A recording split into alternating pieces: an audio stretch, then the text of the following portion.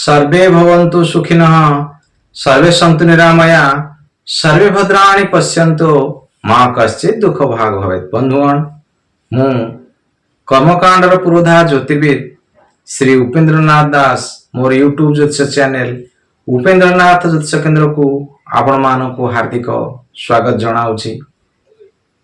बंधुगण आमे ये जो द्वादश लग्न कथा आलोचना करुथिले, द्वादश लग्न रे ग्रह मानकर कथा विचार करुथिले, सेही क्रम रे आज मीन लग्न विषय विशेष भाव आलोचना टी करिबा। आ वीडियो गुडी आपनकर निश्चय उपकार रे आसीथिबो ए मोर विश्वास। आज आसंतु मीन लग्न कुंडली रे ग्रह मानकर अवस्था कोन थाए, आ से ग्रह माने कोन सब फल दबाकू प्रस्तुत हेई थांती से विषय रे टिके आलोचना टी करिबा। आसंतु उदाहरण माध्यम से गुड को बुझिबा। प्रथमे गोटे मीन लग्न कुंडली रो उदाहरण टे नबा। एटा हला मीन घर, या कमे लग्न नबा।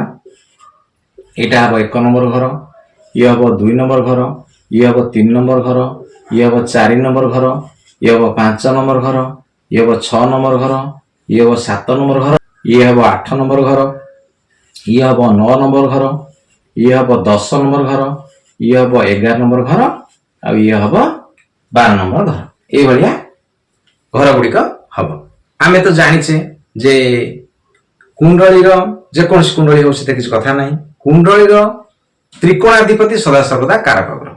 एठी आमे विचार करिबा त्रिकोणाधिपति ए कुंडली पई की हबो। ये हला लग्न भाव, ये हला पंचम भाव, ये हला नवम भाव। ए तीनोटी घर त्रिकोणाधिपति। अच्छा, ए घर अधिपति सब किए? ए घर अधिपति हला बृहस्पति गुरु। ते प्रथमे कारक ग्रह रे आसीबो गुरु। एठी गुरु आसिला हमर कारक ग्रह रे प्रथमे गुरु। द्वितीय रे पंचम घर अधिपति की हेले चंद्र। चंद्र आसीबे एठी कारक ग्रह रे चंद्र। अच्छा, तापरे भाग्याधिपति नवम अधिपति ये किए? मंगल। मंगल आसीबे एठी कारक ग्रह। जानले प्रथम आमे जानि गेले जे एई मीन लग्न कुंडली पई हमर गुरु चंद्र मंगल सदा सर्वदा कारक ग्रह हेथिबे। एमान को जे बळाबळ भल थिबो, एमाने पाप कर्तरे छंदी होई नथिबे, पाप ग्रह संगे मिसिकी जुति करी बसी नथिबे, तारे आपण निश्चय 100 भल फलटिए पाइबे। जानले तापरे द्वितीय घर अधिपति कथा बुझिबा। द्वितीय घर अधिपति एठी हेले कि मंगल। द्वितीय घर अधिपति आ सप्तम घर अधिपति ये होची मारक ग्रह। तेणु ये द्वितीय घर अधिपति मंगल। अच्छा, मंगल को पुणी आउ को घर मिली देखो, मंगल को पुणी ये नवम घर टी मिली, भाग्य घर टी मिली, जे कि कुंडली सबुठु भल कारक घर टीए। आउ कौन है ना, जेहेतु मंगल एठी हमर कारक ग्रह रे अछि, तेणु द्वितीय घर अधिपति मंगल हेले मध्य मीन लग्न कुंडली पे मंगल आ मारक ग्रह हेबो ना। मंगल एठी कारक ग्रह रे गला, मंगल कथा गला। तापर एठी आसिले हम शुक्र घर, तृतीय घर कथा देखिबा। अच्छा, शुक्र पुणी आउ को घर मिलछि? तृतीय घर मिलछि। आउ पुणी अष्टम घर टी मिलछि। अष्टम घर टी एते भल घर नुहे, तृतीय घर टी मध्ये एते भल घर नुहे। अच्छा, जेहेतु हमर शुक्र को तृतीय आ अष्टम घर मिलछि, एते भल घर नुहे, तेणु से अकारक ग्रह रे जिवे। ए देखंतु आउ हमर शुक्र आसिले अकारक ग्रह रे। एठी 3 नंबर घर आ 8 नंबर घर कथा गला।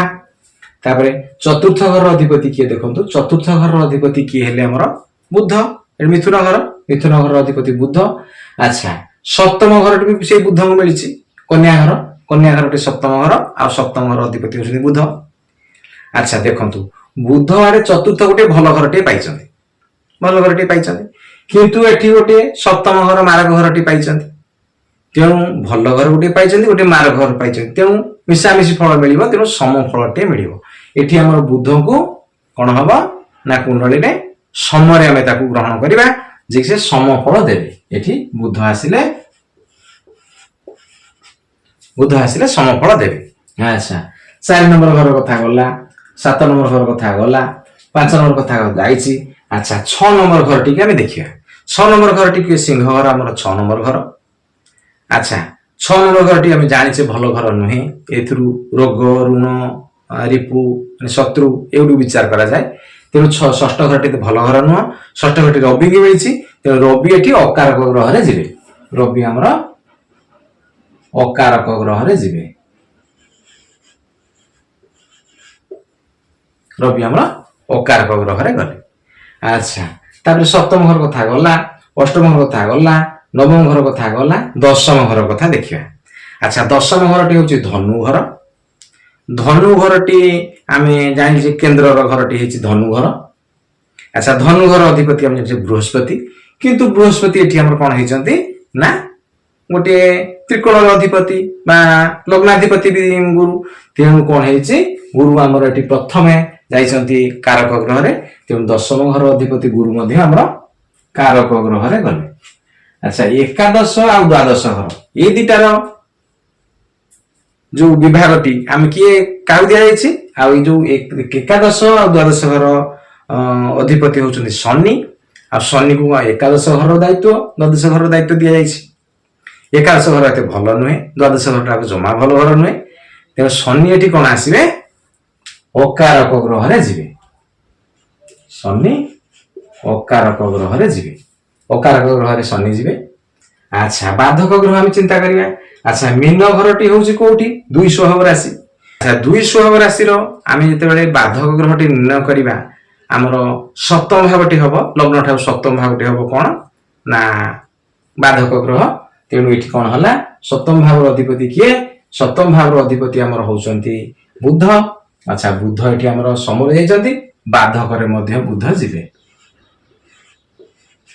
ବୁଝିଲେ, ବାଧକରେ ଗଲେ ମଧ୍ୟ ସେ ସମରେ ଯାଉଛନ୍ତି, କିଛି ଭଲ ଫଳ ଦେବା ପାଇଁ ସକ୍ଷମ ଅଛନ୍ତି। ତେଣୁ ମୋଟାମୋଟି ଭାବରେ ଆମେ ତାକୁ ସମରେ ବୁଧଙ୍କୁ ଗ୍ରହଣ କରିବା। ତେଣୁ ଜାଣିଲେ ଆମର ମୀନ ଲଗ୍ନ କୁଣ୍ଡଳୀ ପାଇଁ ଆମର ଗ୍ରହ ମାନଙ୍କର ଅବସ୍ଥା, ଗ୍ରହ ମାନଙ୍କର ସ୍ଥିତି ଆମେ ଜାଣିଗଲେ। ଯେତେବେଳେ ଗ୍ରହ ମାନଙ୍କର ଦଶା ଅନ୍ତର୍ଦଶା ମହାଦଶା ଚାଲିବ, ଆଉ ସେ ଗ୍ରହଟି ଯୋଉ ଘରେ ବସିଥିବ, ଯୋଉ ଘରକୁ ଦୃଷ୍ଟି ଦଉଥିବ, ଆଉ ସେଇ ସବୁ ଘରର ଫଳ ଗୁଡିକ ଆମେ ଏଇଠୁ ଅନୁମାନ କରିବା। କାରକ ଗ୍ରହ ହେଇଥିଲେ ଭଲ ଫଳଟିଏ ପାଇବା, ଓ ମାରକ ଗ୍ରହ ହେଇଥିଲେ ଖରାପ ଫଳଟିଏ ପାଇବା, ଅକାରକ ଗ୍ରହ ହେଇଥିଲେ ଭଲ ଫଳ ପାଇବା ନାହିଁ, ବାଧକ ଗ୍ରହ ହେଇଥିଲେ ବିଭିନ୍ନ ପ୍ରକାର ବାଧାବିଘ୍ନ ଦେଇକି ସେଇ ସମୟ ଗୁଡିକ ଆମର ଅତିବାହିତ ହବ। ତାକୁ ଟିକେ ଦେଖିବା, ଚିନ୍ତା କରିବା, ସତର୍କ ରହିବା। ଆଉ ଯୋଉଗୁଡିକ ସମୟ ସେମାନେ ନା ବେଶୀ ଭଲ ଫଳ ଦେବେ, ନା ବେଶୀ ଖରାପ ଫଳ ଦେବେ, ଏଇଭଳିଆ ସମୟରେ ଆମର ଜୀବନଟା ଗତି କରିବ। ଯେତେବେଳେ ଆମେ ଗ୍ରହଙ୍କ ବିଷୟରେ ଜାଣିଗଲେ, ଆଉ ସେତେବେଳେ କିଛି ତାର ପ୍ରତିକାର ମଧ୍ୟ ଆମେ କରିବା। ମୁଁ ଆଗରୁ ବହୁତ ଗୁଡିଏ ପାର୍ଟରେ ବିଭିନ୍ନ ଗ୍ରହଙ୍କର ପ୍ରତିକାର କଥା ବୁଝେଇଛି। ଆପଣମାନେ ମୋ ପୂର୍ବର ପାର୍ଟ ଗୁଡ଼ିକୁ ମଧ୍ୟ ଦେଖନ୍ତୁ, ବହୁତ ପ୍ରତିକାର କଥା ଜାଣିପାରିବେ, ବୁଝିପାରିବେ। ଆଉ ଏଇ ମୀନ ଲଗ୍ନ କୁଣ୍ଡଳୀ ପାଇଁ ଆରାଧ୍ୟ ଦେବତା ହେଉଛନ୍ତି ବିଷ୍ଣୁ, ଭଗବାନ ବିଷ୍ଣୁ। ଟିକେ ବିଷ୍ଣୁଙ୍କୁ ପୂଜା ଅର୍ଚ୍ଚନା କରନ୍ତୁ, ବହୁତ ଭଲ ଫଳ ପାଇବେ। ଆଉ ଏଇ ଯୋଉ ଆମର ମୀନ ଲଗ୍ନ କୁଣ୍ଡଳୀ ପାଇଁ ଭଲ ଶୁଭ ରଙ୍ଗଟି ହେଉଛି ହଳଦିଆ। ଏଇ ରଙ୍ଗଟିକୁ ଆପଣ ବେଶୀ ଗୁରୁତ୍ୱ ଦିଅନ୍ତୁ। ଆଉ ଏଇ ରଙ୍ଗ ଆପଣଙ୍କ ଉପରେ ବିଶେଷ ଭାବରେ ଭଲ ପ୍ରଭାବ ପକାଇବ। ଆଉ ଯଦି ଭିଡ଼ିଓଟି ଆପଣଙ୍କୁ ଭଲ ଲାଗିଥାଏ ତାହେଲେ ଲାଇକ୍ ଟି ନିଶ୍ଚୟ କରିବେ, ଅନ୍ୟମାନଙ୍କ ନଲେଜ ପାଇଁ ସେୟାର ଟିକେ କରିବେ। ମୋର ଏଇ ଚ୍ୟାନେଲକୁ ଯେଉଁମାନେ ନୂଆ ଆସିଛନ୍ତି ସେମାନେ ସବସ୍କ୍ରାଇବ ଟିକେ କରନ୍ତୁ, କାହିଁକି ନା ଆଗକୁ ଆମେ ଜ୍ୟୋତିଷ ଭିତ୍ତିକ ବହୁତ ଗୁଡ଼ିଏ ବିଷୟବସ୍ତୁ ଦେଖିବାକୁ ଯାଉଛେ, ଯାହାକି ସେମାନେ ସହଜରେ ଦେଖିପାରିବେ। ରହୁଛି, ମୁଁ କର୍ମକାଣ୍ଡର ପୁରୋଧା ଜ୍ୟୋତିର୍ବିଦ ଶ୍ରୀ ଉପେନ୍ଦ୍ର ନାଥ ଦାସ।